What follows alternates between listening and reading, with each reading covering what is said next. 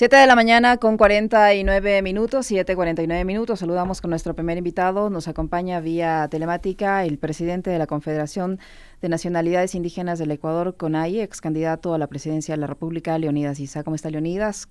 Qué gusto saludarle. Buenos días. Bienvenido. Le acompañamos a Alexis Moncayo, quien le habla a Licenia Espinel. En este fin de semana, sin duda, todavía vivimos las repercusiones de este ataque en la Amazonía ecuatoriana que ha cobrado la vida de 11 militares. Usted en sus redes sociales ha hecho un pronunciamiento respecto a que esto se podía haber evitado, tomando en cuenta que hay zonas donde se identifica la minería ilegal, esta actividad, y al parecer no habrían tenido el adecuado vigilancia o respaldo por parte de las autoridades, a pesar de que ya están estas zonas identificadas. Lo cierto es que hay 11 vidas, 11 familias destruidas, 11 familias que están ahora mismo llorando a sus seres queridos, nuestra solidaridad con ellas. ¿Qué hacer frente a esta situación? Buenos días, bienvenido. Saludos cordiales, gracias por la invitación a este medio importante de comunicación y un saludo a todo el pueblo ecuatoriano. Sí, efectivamente es muy lamentable y nuevamente reiteramos nuestra solidaridad con todas las familias, pero hay tres elementos que hay que analizar. Primero, seguir atribuyendo al gobierno pasado de Correa es un acto absolutamente irresponsable, porque si no, únicamente se está llenando de vicios, de mentiras, de estos defectos que a la larga lo que han hecho es que la población tome una postura. Segundo, hay que entender, cuando empezó en Napo, en Punino, en todo este sector, es hace 5 años. O sea, estamos hablando en el gobierno de Moreno, continúa en el gobierno de Lasso y en este momento está en el gobierno de Noboa. Entonces, seguir atribuyendo a un gobierno anterior es simplemente no tener elementos centrales en términos políticos para seguir haciendo política, sino a partir de los escenarios que construyeron ellos mismos. Entonces, segundo elemento, no es de ahora, es de hace 5 años que continúan. Y tercero, ¿quiénes han estado enfrentando en esta realidad? Han sido las comunidades locales, han sido las comunidades, los territorios de los pueblos indígenas.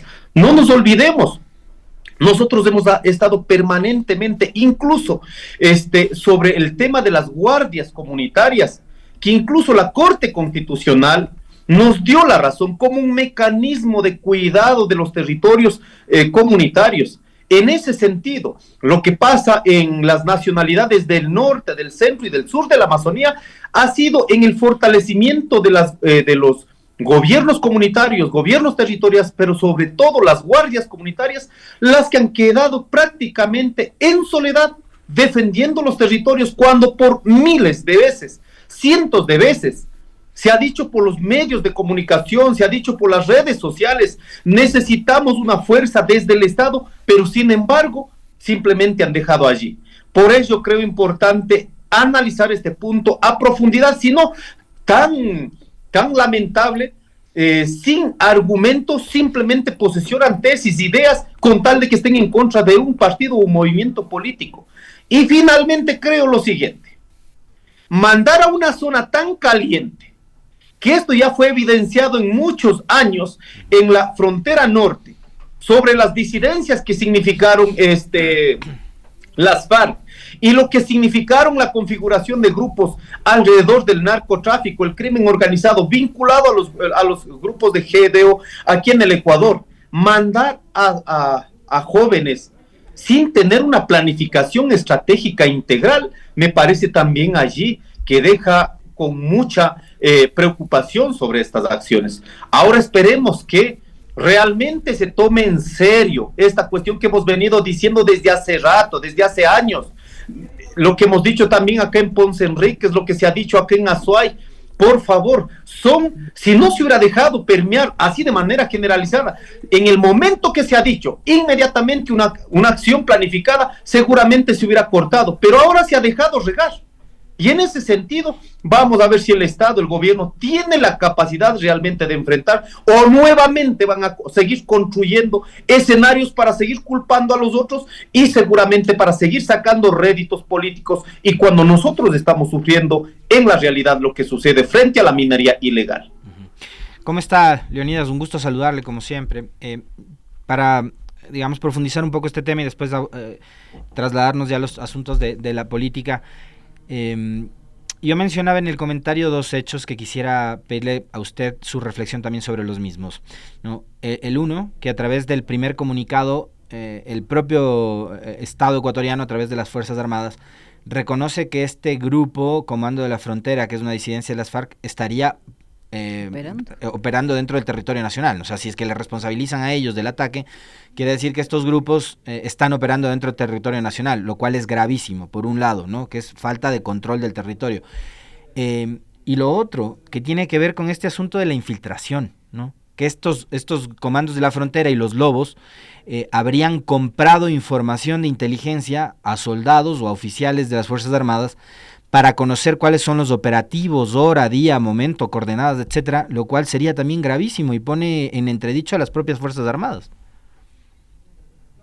Sobre el primero, yo creo que si están diciendo eso las autoridades del Estado, están hablando en la incapacidad de tener un plan. O sea, simplemente para promocionarse. Tenemos el Comando Norte, Sur, que están actuando en el territorio nacional. Antes de decir esto, lo que deberían haber hecho en estrategia política, en estrategia militar, lo que necesitas es adelantar a los hechos, en lugar de andar promocionando públicamente. Lo que deberían haber hecho, señores, listo, tenemos una acción fuera de al interior de la frontera en el Ecuador, listo, debería haber una estrategia militar para que esa sea paliada. Ahora, segundo, sobre la infiltración, en cualquier momento, solo una acción que sepan, una planificación militar que sepan, puede llevarse a cabo como lo que ha sucedido en este momento con la pérdida de 11 hermanos. O sea, no es de ese momento que pusieron más o menos como un cuerpo de Rambos y enfrentaron y ahí finalmente en ese enfrentamiento perdieron 11 vidas. No, seguramente hay una infiltración, sobre todo la información que era de valía, de primera mano, en las cuales pudieron objetivamente hacer esta perpetración en contra de las Fuerzas Armadas del Ecuador. Así que hay un mensaje también claro para las fuerzas de orden a nivel del Ecuador, de las Fuerzas Armadas, de la Policía Nacional. Si es que están pasando información, seguramente en esta infiltración que están teniendo, muchos participan de estos actos que van a ir en contra del Estado ecuatoriano, pero sobre todo en contra de las mismas fuerzas del orden. Leonidas, ya en otro tema, en el tema político, este miércoles se instala el nuevo periodo legislativo. Ya sabemos las versiones que hay de lado y lado. Voceros de Pachacutic han señalado que no hay un acuerdo con el gobierno. Horas después sale uno de los legisladores electos, el señor Nanga, a decir que sí hay un acuerdo con el gobierno, que van a apoyar la gobernabilidad y van a ser parte del nuevo Ecuador que propone el presidente de la República, Daniel Noboa. ¿Qué es lo que está ocurriendo al interior de Pachacutic? ¿Existe Pachacutic con los lineamientos, con los principios que en teoría representan y con los que ganan las elecciones? ¿Qué está pasando en la CONAIE y cuál va a ser la consecuencia de estas contradicciones que se evidencian incluso antes de que comience este nuevo periodo de sesiones de la Asamblea? Bueno, al interior del movimiento Pachacutic, del movimiento indígena, no es de ahora. Yo creo que sería muy relativo decir que solo es un acto de traición. No, esto ya viene de años y ahí hay un problema estructural, hay un problema ideológico a nivel interno. Yo como en los últimos años he dicho que ahí hay un hueco ideológico donde no se puede diferenciar cuál es la política neoliberal, quiénes son los que promulgan, quiénes son los que sostienen y por otro lado los que sostenemos esta idea de la plurinacionalidad, de la interculturalidad, de la economía comunitaria, la defensa de territorios, no al extractivismo. Y esto tiene una carga ideológica absoluta. Para la derecha, ¿qué dicen? Están adiestrando, están adoctrinando.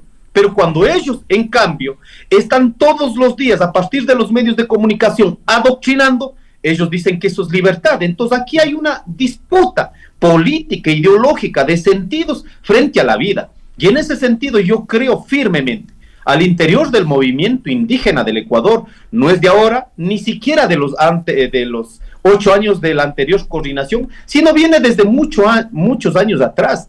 El problema es que hay sectores no sectores, hay algunos dirigentes, algunos cuadros que sí creen en la derecha ecuatoriana, sí creen en la tesis, pero no tienen la valía de decir, ok, creemos en esta tesis. En cambio, lo que nosotros sí la hemos hecho, nosotros no creemos, es el capitalismo el que está acabando con la vida en los territorios. Ayer nomás vimos también nuestra solidaridad con nuestros compañeros de la nacionalidad Achuar, de igual, al ingresar los madereros ilegales al territorio, seguramente ahí se dio un enfrentamiento y perdieron la vida 2 hermanos.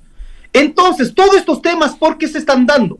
Porque se están permeando estas lógicas de economías tremendamente agresivas a nuestros territorios y mucha gente de aquellos están siendo beneficiarios incluso de estas formas.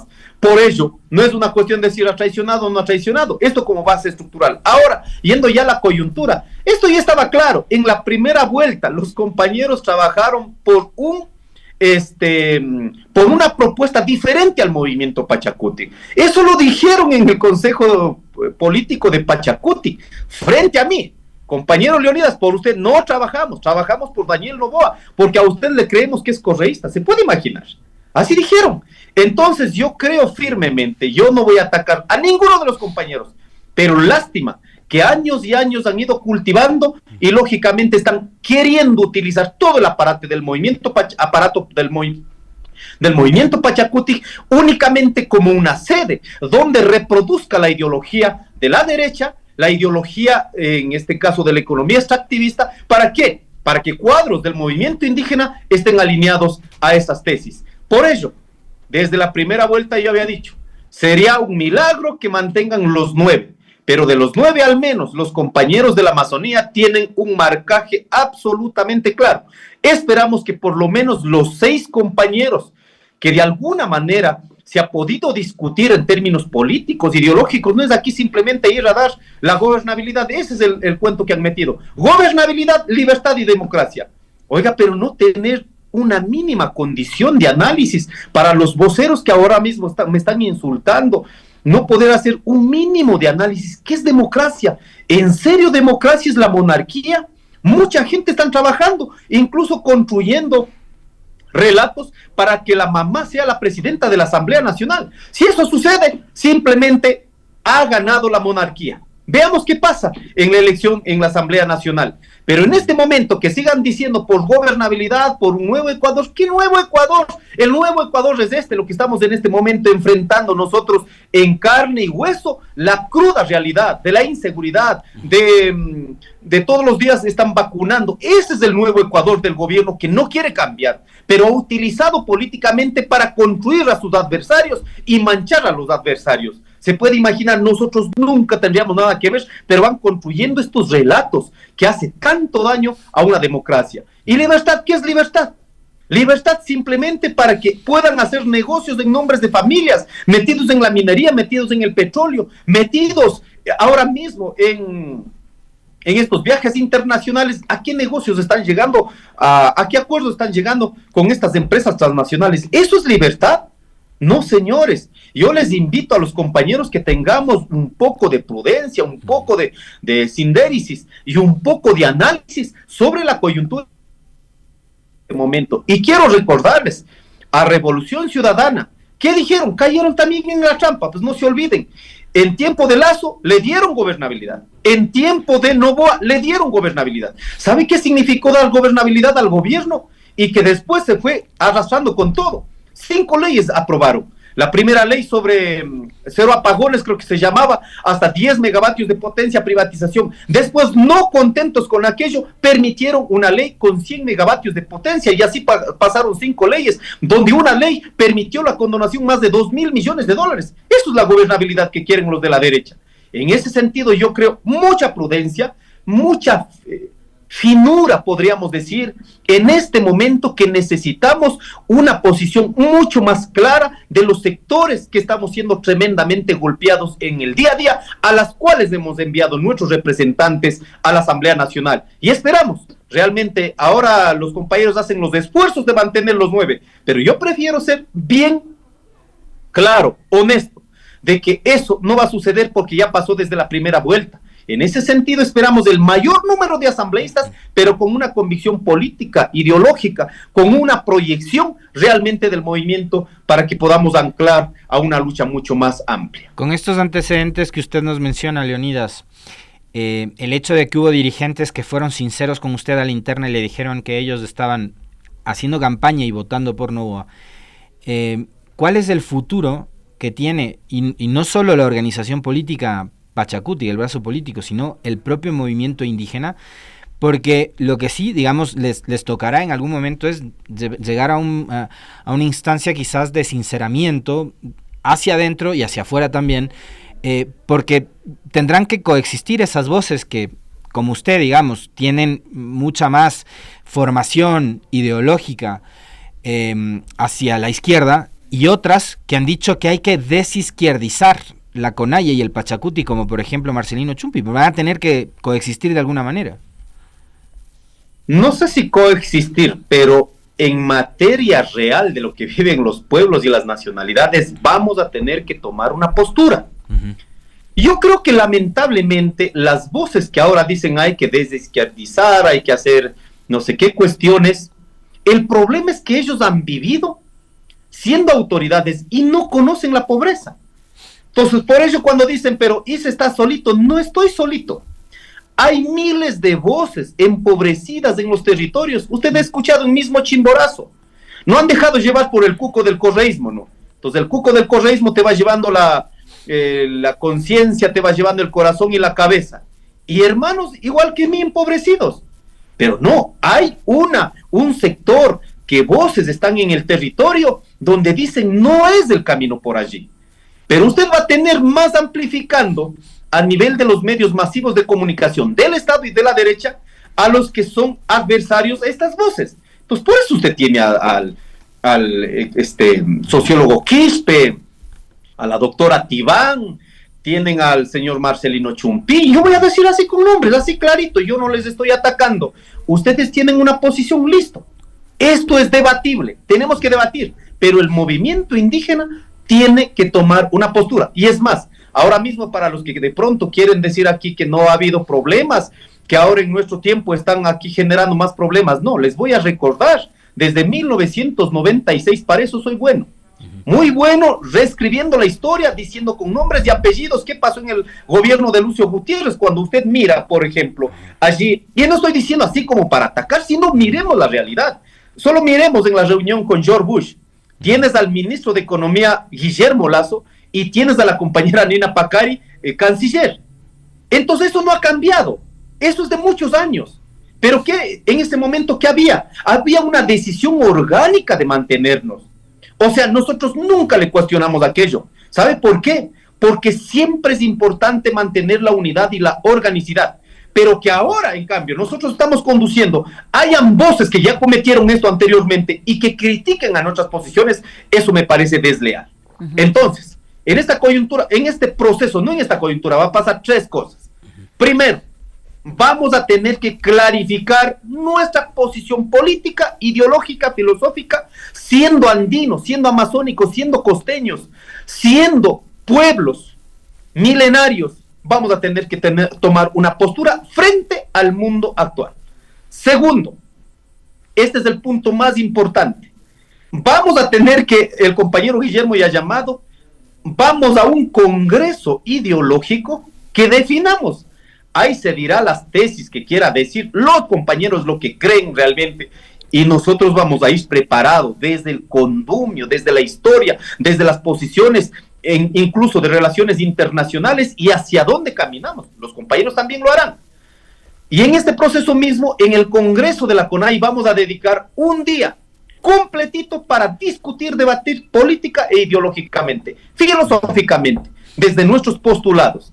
Entonces la CONAIE también tiene que tomar una postura frente a esta realidad. ¿O qué? A nombre de la política electoral vamos a seguir cediendo territorios que nos sigan contaminando, que nos sigan sometiendo a los pueblos. ¿Y qué pasa, Leonidas? ¿Y qué pasa, Leonidas? Importante es que ¿qué pasa, Leonidas, si en esa asamblea gana las tesis de las derechas y se imponen el grupo que usted mencionaba, el grupo de Salvador Quispe, de Lourdes Tibán, de Marcelino Chumpi, de Marlon Santi, de la señora Cecilia Velázquez. ¿Qué pasa si gana ese grupo con las tesis que ellos defienden, que entiendo están mucho más alineadas a los procesos neoliberales que hemos experimentado en el país en los últimos años? No creo que gane esa tesis realmente, solo le vamos a recordar, y con números estoy trabajando para ese debate, el 90% de los indígenas, de ese 7.3%, estamos o en la pobreza o en la extrema pobreza. Y esas voces no se amplifican. ¿Sabe por qué no se amplifican? Porque están utilizando la filantropía para hacer política. ¿Sabe qué es filantropía? Simplemente, cada año llego con una funda de arroz, una funda de Navidad y listo, saco en redes sociales y eres buena gente. Eso es política de la filantropía. No podemos seguir naturalizando semejante cosa. Entonces, de ese 7.3% que dice el Estado, convirtiendo en 100%, el 90% estamos en la pobreza o en la extrema pobreza. Solo veamos el dato exacto del censo. El 59% de la pobreza estructural en la ruralidad está situada en el movimiento indígena. Esto no va a cambiar con discursos bonitos, ni dando fideos, ni dando esto. No, eso va a cambiar clarificando. Entonces los compañeros tendrán que tomar la postura de los que estamos empobrecidos, en la pobreza o en la extrema pobreza, o van a seguir haciendo esta política para beneficiar a los que siempre han dominado en estos 500 años. Así que para eso necesitamos claridad. Yo he dejado nomás que insulten lo que quieran, no he respondido. Por favor, todos vengan al Congreso. Y los días que sean necesarios, si son 4, 5 días, 10 días, el que sea, pero el movimiento indígena tiene que clarificar. No podemos seguir en el odio. Vos eres correísta, vos eres anticorreísta. No, yo no soy correísta, yo sí soy de izquierda. Ustedes son anticorreístas, listo, son anticorreístas. Pero digan ustedes, además de ser anticorreístas, creen en tesis de la derecha. Seamos claros. En ese punto yo creo que el movimiento indígena sí va a permitir identificar una línea para que pueda relacionarse, unificarse, aliarse en esta idea amplia de siendo indígenas, mestizos, cholos, montubios, afros, blancos, que podamos realmente anclar en un proyecto nacional de país que defienda a los más empobrecidos, a los sectores populares en el Ecuador. ¿Cree usted, Leonidas, que eso va a ser posible? ¿Tiene todavía razón de ser Pachacuti? Y le pregunto esto porque, con todo lo que usted ha dicho, ahora mismo no sabemos qué mismo es Pachacuti, porque Pachacuti se vende de una forma, sus legisladores o sus candidatos se presentan a las elecciones, ganan con esas posturas, y a lo primero que hacen es irse del lado contrario. Entonces, no sé si tal vez esas facciones del movimiento indígena deberían buscarse otro partido. ¿Tiene razón de ser, de continuar Pachacuti presentándose como un movimiento de izquierda? Yo creo que tenemos que analizar a profundidad. El movimiento Pachacuti como movimiento no puede estar en cuestión, ni puede estar en duda. El movimiento nació en la izquierda, nació de los empobrecidos, incluso cuestionando a la misma izquierda de este país que tutelaba a los indígenas. No, el movimiento Pachacuti es mucho más complementario. ¿Por qué? Porque dijimos, listo, abrazamos las luchas de los sectores populares, pero también tiene que abrazar la plurinacionalidad, la interculturalidad, la vida de los 33 pueblos y nacionalidades, 18 pueblos, 15 nacionalidades, de los montubios, de los afros. Con los afros al menos hay un bonito pasaje, ahora mismo estaba viendo en el Centro de la Memoria de la CONAI que estamos logrando digitalizar más de 4,000 documentos desde 1976, donde dice, compartimos el mismo pasado histórico, ese peso histórico nos hace hermanos con los hermanos afros, pero todas estas cuestiones no pueden quedarse aislados simplemente por querer mantener. Algunos sectores solo quieren un movimiento culturalista. Listo, eres indígena y seas de derecha o izquierda, está bien. No, el movimiento Pachacuti nació y por lo tanto tenemos que retornar a los orígenes y hay que clarificar nuestra posición. Y aquí también creo que va a ser importante 2 debates más. No voy a profundizar mucho, pero uno de los debates aquí va a recuperar una parte en el libro El Estallido que ponemos nosotros, el límite de la democracia.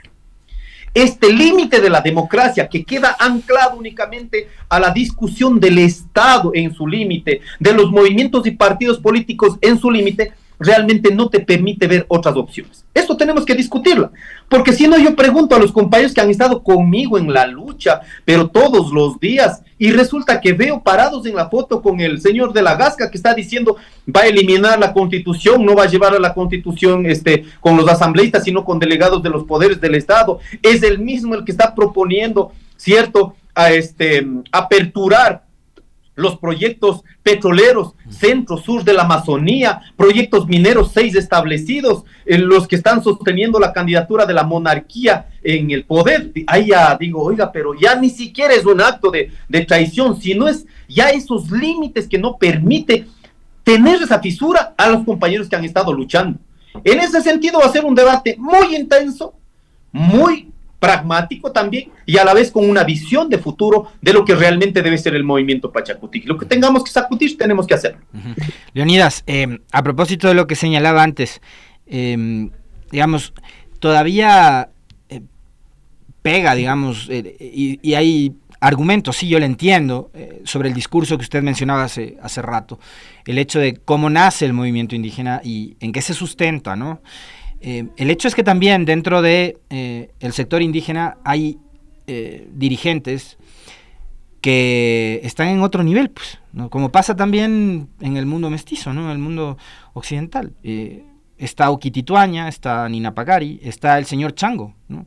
Que ya son empresarios que han acumulado fortuna. Y yo lo que veo, digamos, con mucha preocupación y con mucha inquietud, es que la derecha ha ido ganando estos últimos años la batalla cultural. Y creo que eso también incluye al movimiento indígena, ¿no? Porque, como bien me decía además un amigo por acá internamente, también en el sector indígena hay grupos que tienen sus legítimas aspiraciones. Acá se ha hablado mucho de lo aspiracional que es la clase media, pero parecería que también en el mundo indígena hay ilegítimamente esas aspiraciones, ¿no? Entonces ven referentes como el señor Chango, que es aparentemente un empresario exitoso de la provincia de Tungurahua.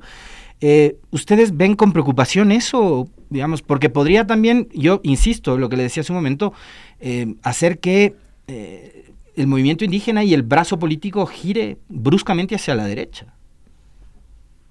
Bueno, nuevamente en la página 86, me parece, o 76, léase el estallido, donde en 1990 había una unidad monolítica.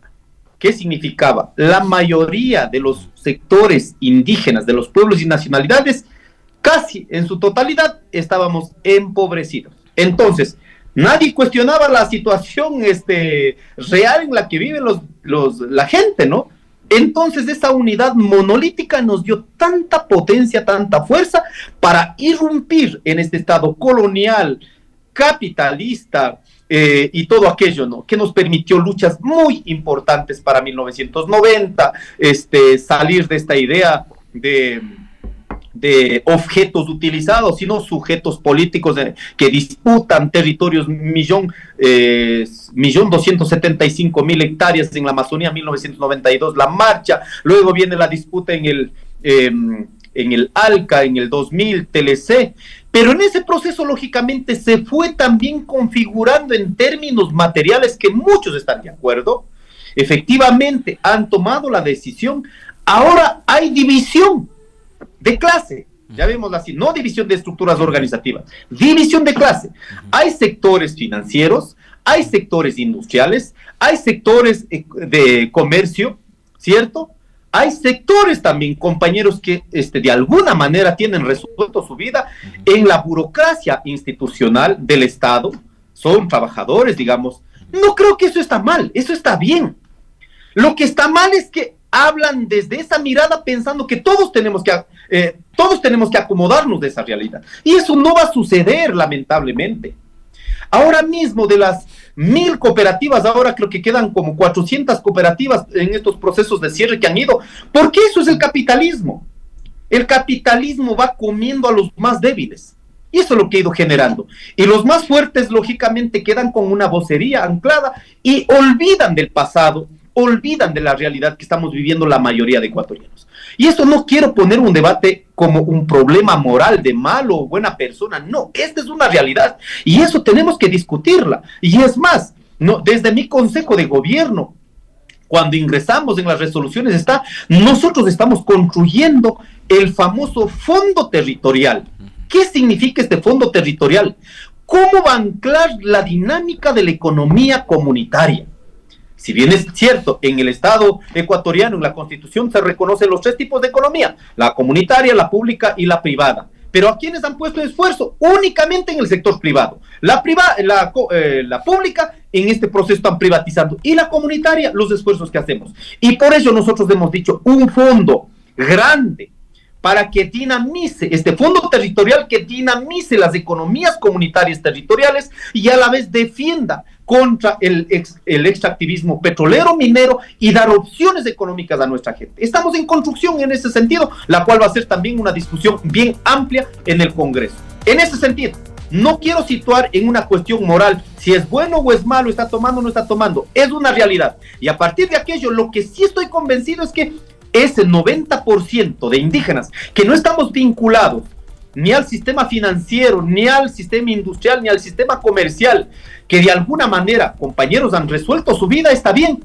pero el 90% no estamos resueltos. Y eso no va a resolver por esa vía. Se va a resolver en la medida de que este país sea más equitativo, más sea mucho más justo, digamos, en la distribución de la economía que producimos todos los ecuatorianos. Muchísimas gracias, Leonidas. Muy gentil por atendernos y por hablar con nosotros de estos temas. Muy amable.